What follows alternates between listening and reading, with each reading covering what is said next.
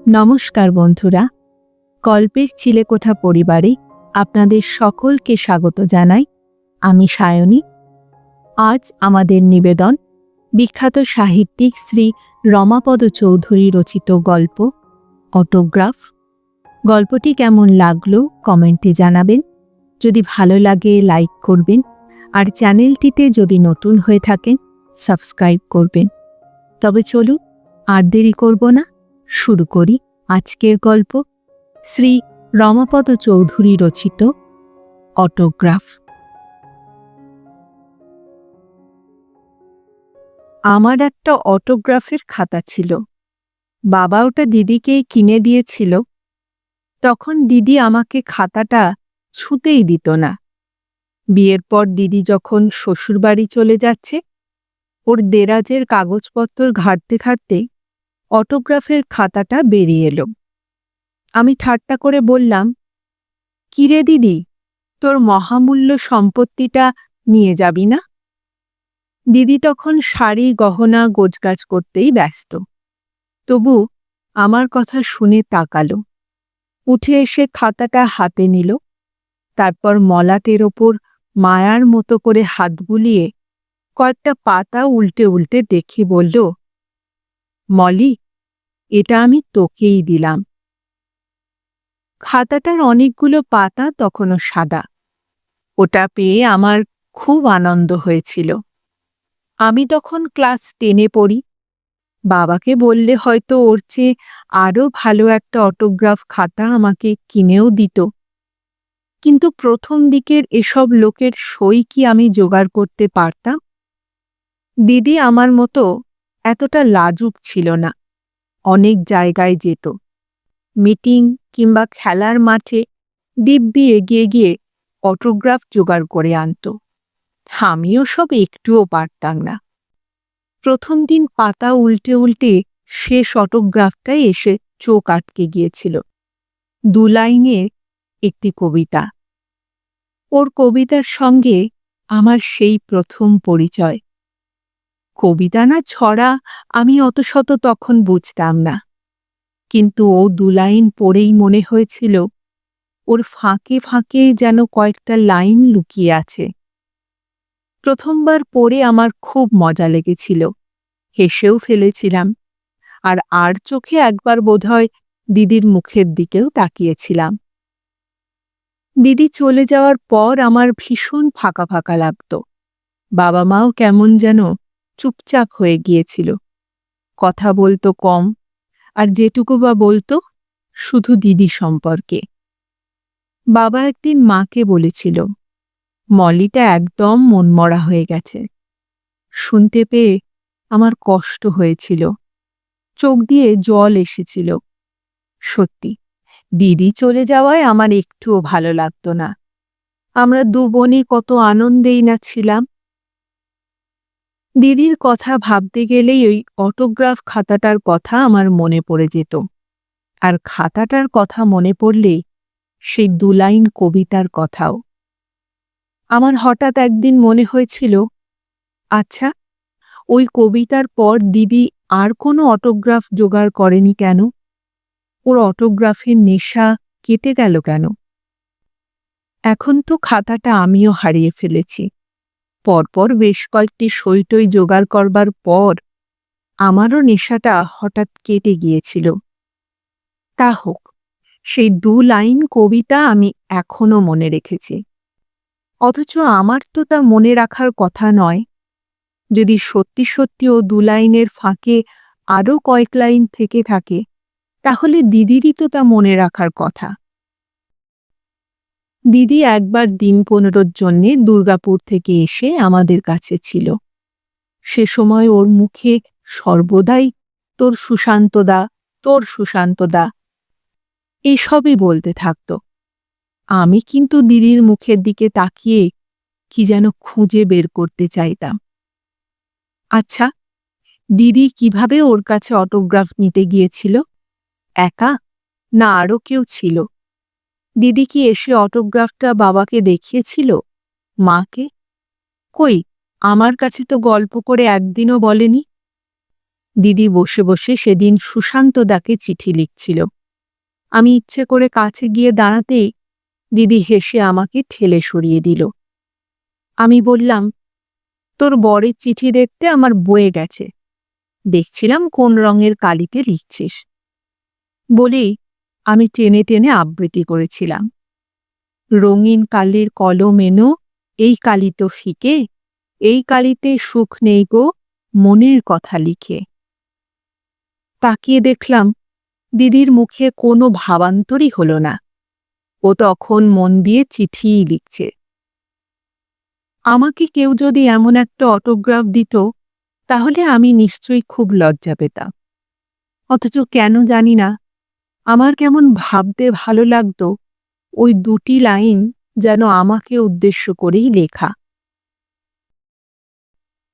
তখনও অবধি আমি শুধু ওর নামই শুনেছি, ওর কবিতা টবিতা কখনো পড়িনি, ওর সম্পর্কে আমার কোনো ধারণাই ছিল না। তবু একদিন শুয়ে শুয়ে কল্পনা করতে ভালো লাগছিল যেন আমি নিজেই অটোগ্রাফের খাতাটা নিয়ে ওর সামনে ভয়ে জড়সড় হয়ে গিয়ে দাঁড়িয়েছি, আর উনি আমার দিকে তাকিয়ে মৃদু হাসলেন। চোখে চোখ পড়ল, আমার বুকের ভেতরটা থরথর করে কেঁপে উঠে আনন্দ উপচে দিল। আর ঠিক তখনই আমার কাছ থেকে কলম চেয়ে নিয়ে অটোগ্রাফের ওই দুটি লাইন উনি লিখে দিলেন। মনে মনে তাই বললাম, দিদি তুই খুব লাকি রে। সবাই বলে দিদি খুব সুন্দর, সবাই বলে দিদি খুব স্মার্ট, সেজন্যই উনি বোধহয় দিদিকে এমন সুন্দর একটা অটোগ্রাফ দিয়েছিলেন। অথচ ওই খাতাটা নিয়ে আমি যার কাছেই গিয়েছি তিনি হয় শুধু সই করে দিয়েছেন, আর নয়তো বড় বড় কথা, যেসব কথা ধরা যায় না, ছোঁয়া যায় না। আচ্ছা, আমি কি তখন আমার মনের ভেতরের কোনো শূন্যতাকে ভরিয়ে তুলতে চাইছিলাম? তা না হলে সামান্য একটা অটোগ্রাফ নিয়ে কেই বা এত কথা ভাবে। হয়তো তাই। ঠিক ঠিক, এখন মনে পড়ছে, কলেজে ভর্তি হওয়ার মাস কয়েক বাদেই আমি খাতাটা হারিয়ে ফেলেছিলাম। কারণ অনেক দিন আমি আর ওই খাতাটার খোঁজই রাখিনি। আমার তখন অনেক বন্ধু, বাড়ির ছোট্ট গোল বারান্দার বাইরে তখন আমার অঢেল উঠোন, কলেজের common room, cinema hall, restaurant, আমি, রুমা, জয়ন্তী, অলকা, সব জায়গায় আমরা একসঙ্গে। জয়ন্তী তখন লুকিয়ে লুকিয়ে সুপ্রকাশের সঙ্গে দেখা করত। একদিন ধরা পড়ে গেল আমাদের কাছে। তারপর আমাদের কাছে আর কিছুই লুকিয়ে রাখল না, বরং পোস্ট অফিস থেকে যখন সুপ্রকাশকে ফোন করত তখন আমাদের ডেকে নিয়ে যেত। আমরা ওর কথা শুনতাম, হাসাহাসি করতাম, আর সুপ্রকাশকে টেলিফোনে কত মিথ্যে অজুহাতি না দিত জয়ন্তী। একদিন আমাকেও রিসিভার ধরে মিথ্যে সাক্ষী দিতে হয়েছিল। জয়ন্তী শেষ অবধি সুপ্রকাশের সঙ্গে আমাদের আলাপ করিয়ে দিয়েছিল, আর সুপ্রকাশের কাছেই আমি ওর নাম শুনেছিলাম। একটা কবিতা আবৃত্তি করে একদিন সুপ্রকাশ বলল, কার লেখা জানো? অলকা বলল, তোমার মতো অত কবিতার খোঁজ রাখার এখনো আমাদের প্রয়োজন হয়নি। রুমা হেসে বলল, কবিতা টবিতা আমি পড়ি না। আমি বললাম, শুনে তো মনে হচ্ছে তোমারই লেখা। সুপ্রকাশ হো হো করে হেসে উঠল, বলল, তাহলে তো জীবন ধন্য হয়ে যেত, এমন কবিতা একজনই লিখতে পারে। বলে তার নামটা স্পষ্ট করে টেনে টেনে উচ্চারণ করল। আর সঙ্গে সঙ্গে আমি বেশ গর্বের গলায় বলে উঠলাম, জানো সুপ্রকাশ, আমি কিন্তু ওকে চিনি, আমার কাছে ওর অটোগ্রাফ আছে। সুপ্রকাশ তখন ইঞ্জিনিয়ারিংয়ের ছাত্র। ও যখন আমাদের সঙ্গে আড্ডা দিত তখন মুখে আগল রাখত না। আমরাই কি কম ইয়ার্কি ফাজলামি করতাম। আমরা যে সবাই সুপ্রকাশকে তুমি বলতে শুরু করেছিলাম, আর সুপ্রকাশও যে আমাদের তুমি বলতো, সে ওই ইয়ার্কির ছলেই। কিন্তু সুপ্রকাশের মুখে ওর প্রশংসা শুনে আমার যেমন ভালো লেগেছিল তেমনই খারাপ লেগেছিল ও আমার কথাটাকে কোনো আমল দিল না বলে। যেন অটোগ্রাফটার কোনো দাম নেই, গর্ব করার মতো কোনো বিষয়ই নয়। আমি তাই অস্বস্তি চাপা দেওয়ার জন্যে সুপ্রকাশকে বললাম, তোমার কাছে ওর কোনো কবিতার বই আছে? জয়ন্তী বলল, আছে আছে, আমার কাছে আছে, দেব এখন। প্রথম বইটা জয়ন্তীর কাছ থেকে নিয়েই পড়েছিলাম। তারপর একে একে তার সব বই, সব কবিতা। বই পড়ার নেশা হয়ে গিয়েছিল আমার স্কুল থেকেই, সব রকমের বই। কবিতার নেশা কলেজে এসে। কিন্তু ওর কবিতা আমি খুঁজে খুঁজে পড়তাম। যে কোনো কাগজে ওর একটা কবিতা ছাপা হলেই সেটা আমার কাছে একটা বড় খবর হয়ে আসত। আর নির্জনে একা একা যখন ওর কবিতা পড়তাম, মনে হতো উনি যেন নির্জনে একা একা আমারই সঙ্গে কথা বলছেন। আমার মনের গভীরে পৌঁছে গিয়ে আমার বুকের ভেতরের শূন্যতা, আমার চাপা কষ্ট, আমার অতলান্ত দুঃখকে স্নেহের হাত দিয়ে ছুঁয়ে যাচ্ছেন। ওর কবিতার সর্বাঙ্গে একটা দীর্ঘশ্বাস ছড়িয়ে থাকত, একটা তীব্র দুঃখ, যেটা আমারও। তাই কখনো সেই অদেখা কবির জন্যে আমার মায়া হতো, কখনো মনে হতো তিনি আমাকে না দেখেও কি করে আমার মনের কথাগুলো এমনভাবে কানে কানে শুনিয়ে যান। ওর যে কোনো একটা নতুন কবিতা আবিষ্কার করতে পারলেই আমি জয়ন্তী কিংবা রুমাকে ডেকে পড়ে শোনাতাম। আবার কখনো ইচ্ছে হতো ওকেই সরাসরি একটা চিঠি লিখে বসি। দু একদিন লিখেছি, কিন্তু সে চিঠি ঠিক মনের মতো হয়ে ওঠেনি।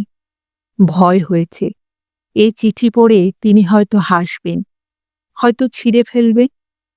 অনুরাগীদের এমন চিঠি তো তিনি কতই পান। একটি তুচ্ছ মেয়ের উপচে পড়া প্রশস্তিরই কি বা দাম আছে তার কাছে। তবু শেষ অবধি একটা চিঠি লিখেই ফেললাম, কারণ তার একখানা বই নিয়ে অনেক রাত অবধি নাড়াচাড়া করতে করতে, বিছানায় শুয়ে এপাশ ওপাশ করতে করতে হঠাৎ ভূমিকার পাতাটায় চোখ পড়ল। ভূমিকার নিচে তার বাড়ির ঠিকানা। আর সঙ্গে সঙ্গে মনে হল উনি যেন আমার এই চিঠিটার জন্যেই অপেক্ষা করে আছেন, আমার কিংবা আমার মতোই অন্য কারো। তা না হলে ঠিকানাটা উনি দিয়েছেন কেন? আমি বড় আলোটা জ্বেলে তখনই চিঠি লিখতে বসে গেলাম। আলো জ্বলছে টের পেয়ে মা পাশের ঘর থেকে বলল, শুয়ে পড় মলি, শুয়ে পড়, বেশি রাত জাগলে তোর শরীর খারাপ হয়। আমি বিরক্ত হয়ে বললাম, তোমরা ঘুমোও, আমার কথা ভাবতে হবে না। আসলে মা আমাকে সবসময় সন্দেহ করত, কিংবা আমারই দোষ। আমার মনে হতো মা আমাকে সবসময় সন্দেহ করছে, যেন আমি জয়ন্তীর মতো কোনো ছেলে বন্ধু জুটিয়েছি। আমি ভেবেছিলাম চিঠিটা রুমা কিংবা জয়ন্তীকে দেখাবো, কিন্তু শেষ অবধি দেখাতে ইচ্ছে হলো না। আমার মনে হলো তার কবিতা আমার ভালো লাগা, আমার চিঠি লিখতে ইচ্ছে হওয়া সবই আমার নিজস্ব, আমার একার। আমি নিজে গিয়ে চিঠিটা ডাকবাক্সে ফেলে এলাম। আর তারপর থেকে অধৈর্য হয়ে কেবলই অপেক্ষা করা, যদি উত্তর আসে। বারবার চিঠির বাক্সটা হাতড়ে দেখি প্রতিদিন। একদিন ভাবি আজ নিশ্চয়ই উত্তর আসবে। তারপর হতাশায় আমার যেন চোখ ছেড়ে জল আসতে চায়। নিজেকে ভীষণ তুচ্ছ মনে হয়, যেন কারো কাছে কোনো দাম নেই আমার। কিন্তু হঠাৎ একদিন উত্তর এলো।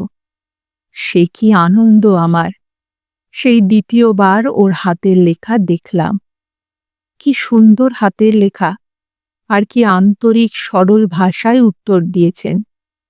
প্রতিটি শব্দ যেন আমাকে ছুঁয়ে ছুঁয়ে গেল। আমি অধীর আনন্দে তখনই রুমাদের বাড়িতে ছুটে গেলাম। ট্রাম থেকে নেমে হাঁটছি, তখনও আমার বুকের মধ্যে কি যেন হয়ে চলেছে। রুমাকে চিঠিটি দেখালাম। রুমা, তোদের আমি বলিনি, এই দেখ। রুমা তরতর করে পড়ে শেষ করে মুগ্ধ চোখে বলল, চিঠি দিয়েছিলিস? তুই কি লাকি রে। জয়ন্তী ভীষণ খুশি হল, বলল, দেখিস তুই যেন ভদ্রলোকের প্রেমে পড়ে যাস না। আমি হেসে উঠলাম, কিন্তু সঙ্গে সঙ্গেই জয়ন্তীর কথাটা আমার খারাপ লাগল। মনে হলো ওকে শ্রদ্ধার আসন থেকে ও যেন টেনে নামিয়ে এনেছে। জয়ন্তী বলল, দেখা করতে যাবি? চল না, আমরাও যাব। কিন্তু আমি মনে মনে জানতাম আমি ওদের একজনের সঙ্গেও যাব না। অথচ একা কি কথা বলবো, কি বা বলার আছে? যা বলতে চেয়েছি তা তো চিঠিতেই লেখা হয়ে গেছে। আমি সেদিন বারবার কল্পনায় তার ছবি আঁকতে চাইলাম, তার ভাবভঙ্গি, কথা বলা, চোখ বুজে স্বপ্ন গড়লাম। আমি গিয়ে দাঁড়িয়েছি তার সামনে, দুহাত তুলে নমস্কার করেছি। তিনি মুগ্ধভাবে তাকালেন আমার দিকে, বললেন, আমার প্রকৃত সৌন্দর্য তুমিই ধরতে পেরেছ, তুমি। উনি অবশ্য আমাকে দেখা করবার কথা কিছুই লেখেননি, তবু চিঠিটা পড়ে বেশ বুঝতে পারছিলাম দেখা করতে গেলে উনি বিরক্ত হবেন না। তা না হলে কি আর এমন আন্তরিক চিঠি লিখতেন? আমার কেবলই মনে হচ্ছিল এ চিঠির ভাষায় কোথাও একটা অলিখিত আমন্ত্রণ রয়েছে। আমি ভেবে ঠিক করতে পারছিলাম না আবার একটা চিঠি লিখব নাকি টেলিফোন করব। ওর চিঠির কাগজে ফোন নম্বর তো ছাপাই আছে, কিন্তু ফোনে কথা বলতে গিয়ে আমি নার্ভাস হয়ে যাব না তো? ওকে চিঠি লিখতেই যেখানে এত ভয়, টেলিফোনে কথা বলবো কি করে? এক এক সময় মনে হচ্ছিল, দূর, মিথ্যে কল্পনা সব, ওর সামনে গিয়ে দাঁড়াতেই পারব না, তার চেয়ে চিঠি লেখাই ভালো। সঙ্গে সঙ্গে সেই হারিয়ে যাওয়া অটোগ্রাফ খাতার লাইনটা মনে পড়ে গেল, এই কালিতে সুখ নেই গো, মনের কথা লিখে। আচ্ছা, সবুজ কিংবা লাল কিংবা ভায়োলেট কালিতে লিখলে কেমন হয়? কি জানি, উনি নিশ্চয়ই ছেলে মানুষ ভাববে। আসলে আমি কি একটা সম্ভাবনার কথা কিছু ভাবছিলাম?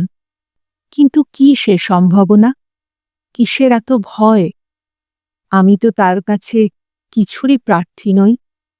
তবে প্রথম দিকে আমার তো শুধুই একটা কৌতূহল ছিল, আর কিছুই নয়।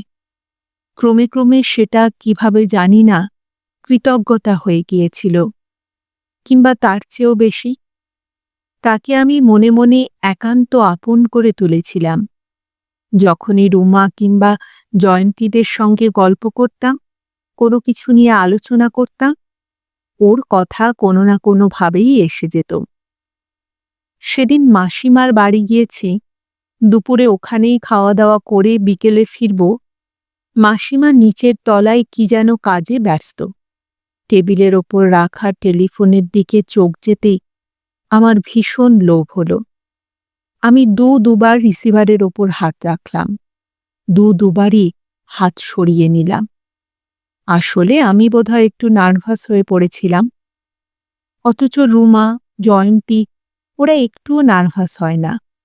ওরা একদিন পরপর কয়েকজন অচেনা লোককে দিব্যি ফোন করে, মজার মজার কথা বলে, পরিচয় না জানিয়ে।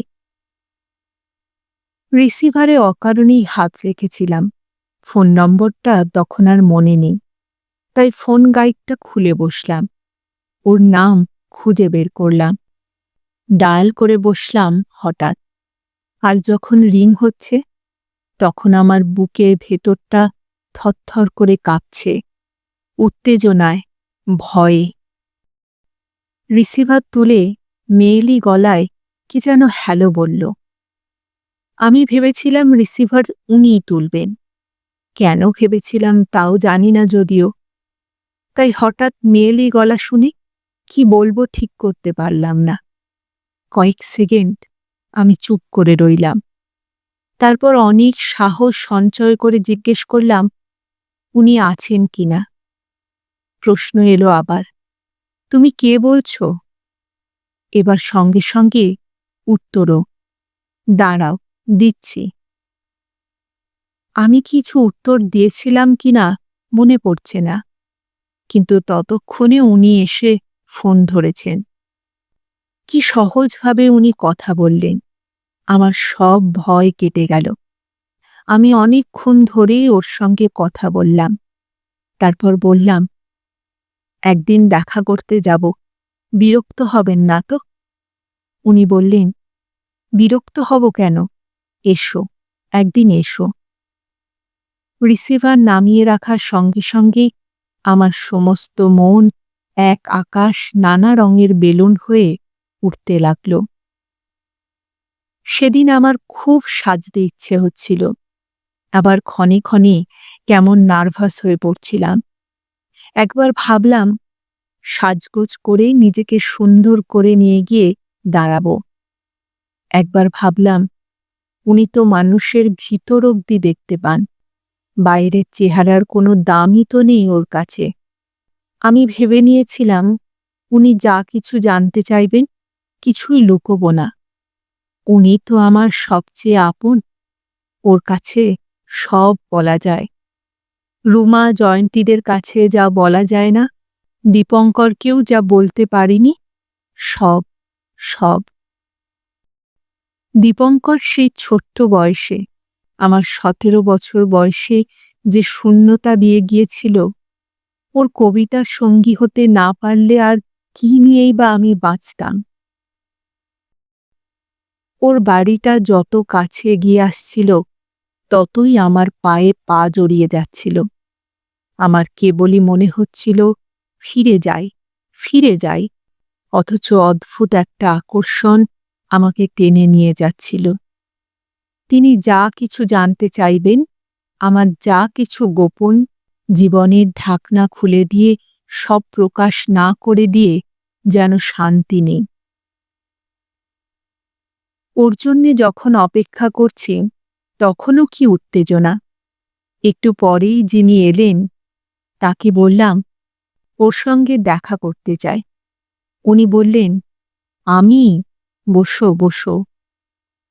আমি ওকে প্রণাম করে চেয়ারটায় কোনো রকমে জড়সড় হয়ে বসলাম। উনি নাম জিজ্ঞেস করায় উত্তর দিলাম, শ্যামলী, শ্যামলী দত্ত। উনি জিজ্ঞেস করলেন, কোথায় পড়ো, কোথায় থাকো, খুব বই পড়ো বুঝি? মেয়েরা তো কবিতা পড়ে না। আমি হাসবার চেষ্টা করে বললাম, আপনাকে টেলিফোন করেছিলাম একদিন। তিনি হাসলেন, হ্যাঁ হ্যাঁ, তুমিই তো। তুমি নিজেও বুঝি কবিতা টবিতা লেখো? আমি বলে উঠলাম, না না, আমি একজন পাঠিকা শুধু। ওর আড়ষ্ট ভাব এবার যেন একটু স্বস্তি পেল। আমি বললাম, আপনার কবিতা আমার ভীষণ ভালো লাগে। বললাম, আপনাকে এর আগে একটা চিঠি লিখেছিলাম। উনি হাসলেন, হ্যাঁ, তুমি তো, মনে আছে। আমি পরপর ওকে অনেক প্রশ্ন করলাম, কখন লেখেন, কিভাবে লেখেন। তারপর হঠাৎ বললাম, আপনার একটা অটোগ্রাফ আছে আমার কাছে। ছিল না, তখন সেই অটোগ্রাফের খাতাটা হারিয়ে গেছে।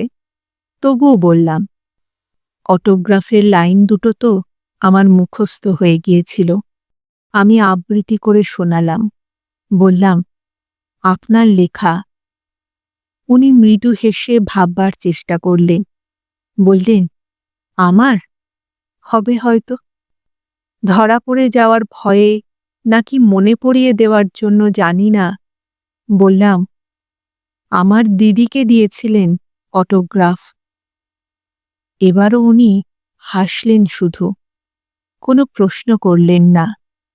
দিদির নাম কিংবা কোথায় দিয়েছিলেন সে কথাও জিজ্ঞেস করলেন না। আর আমার মনে হল এত দিন ধরে বানিয়ে রাখা আমার সব প্রশ্ন শেষ হয়ে গেছে, সব কথা ফুরিয়ে গেছে হঠাৎ। একটুখানি চুপচাপ কাটল। আমার কেমন যেন অস্বস্তি লাগছিল, তাই বললাম, আপনাকে বোধহয় বিরক্ত করলাম। উনি বললেন, না না, বিরক্ত হব কেন?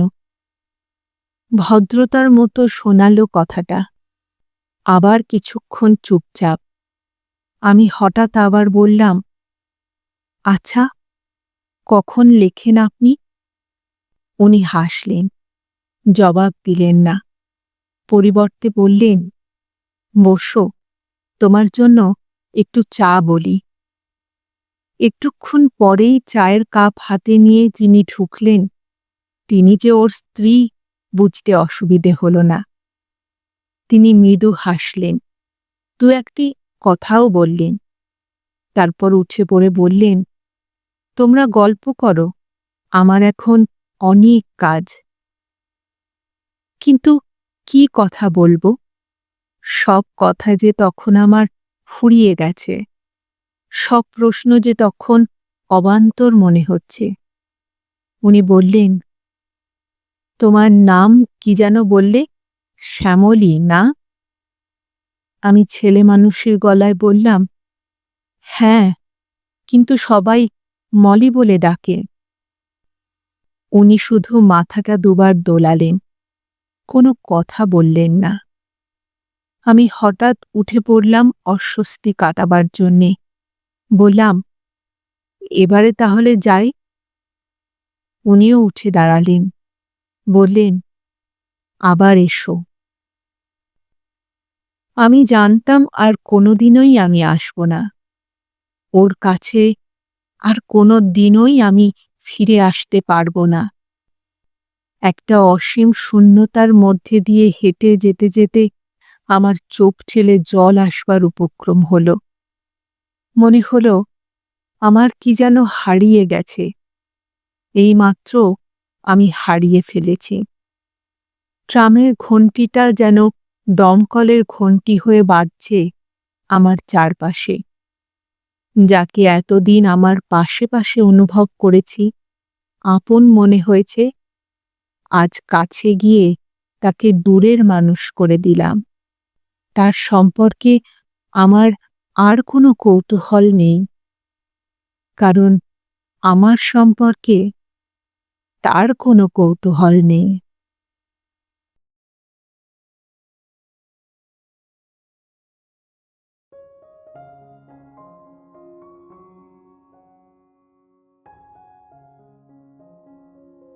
শুনছিলেন আজকের গল্প শ্রী রমাপদ চৌধুরী রচিত অটোগ্রাফ। ফিরে আসছি আরেকটি নতুন গল্পের সঙ্গে কিছুদিনের মধ্যে। ততদিন ভালো থাকবেন, সুস্থ থাকবেন এবং গল্পে থাকবেন। আর আমার গল্প পাঠ ও উপস্থাপনা যদি ভালো লাগে তাহলে লাইক আর কমেন্ট করতে ভুলবেন না। আর চ্যানেলটিতে যদি নতুন হয়ে থাকেন সাবস্ক্রাইব করবেন, এতে আমার উৎসাহ ও আত্মবিশ্বাস দুইই বাড়ে। তাহলে আজ এখানেই বিদায় নিচ্ছি, আবার দেখা হচ্ছে। নমস্কার।